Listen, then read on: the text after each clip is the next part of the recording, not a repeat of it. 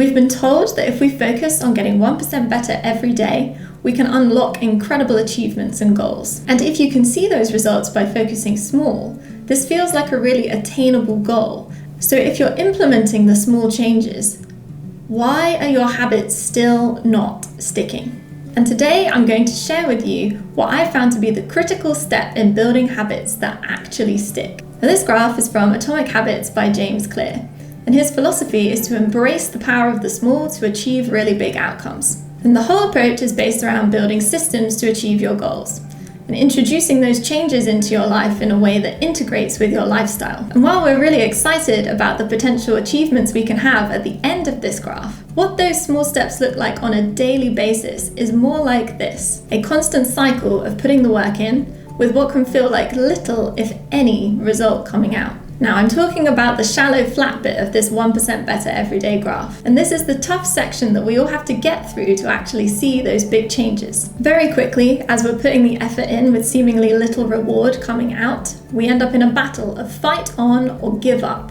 And this phase is even more difficult because it's that stage of change where you're focusing really hard on putting the effort in, but you're not seeing the results, and no one around you is seeing the result either. So don't give us that reinforcing feedback to help us stick with forming the habit.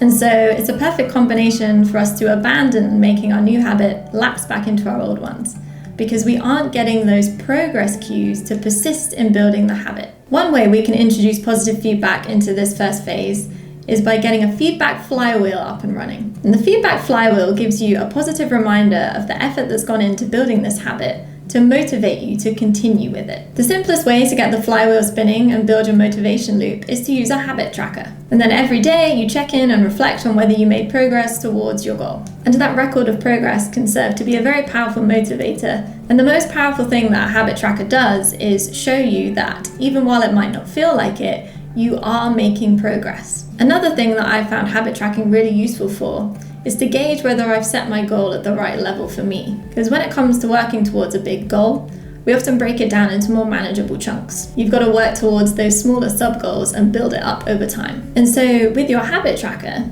you can see if you happen to be regularly skipping one of those daily steps, you can review and reflect why that might be and adapt your habit into something that is more achievable for you on a daily basis. And so I've been doing this by adding in habit levels to my flywheel. And so the first step of establishing your habit levels is to understand your personal baseline. And then you're going to define around 3 different levels for your habit. So level 1 is going to be the absolute smallest and easiest step you could possibly make to work towards your habit. This is the level that you should be able to achieve even when you really don't feel like it, or perhaps your usual daily routine has been perturbed. Level 2 is the next step up from that, an amount that you could sustain every day of the week. And then level 3 is what you could achieve if you really dedicated some time or energy to your habit building. And what I like about this system is that it accepts that we are human and that we are going to need to have some flexibility in our lives around how much energy or time we do have available to commit to these things. And most importantly, it gives us some wiggle room to not give up on our habits. Because if you can't do a level 3,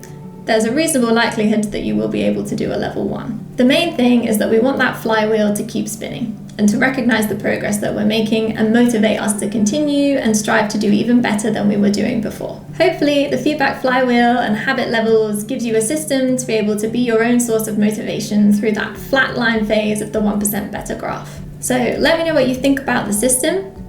Do share how it goes for you if you decide to try it out. And if you have other systems that you've been using that work well, please let me know about your experiences with this. I'd love to hear about it. Thank you very much for watching. Hope to see you again soon.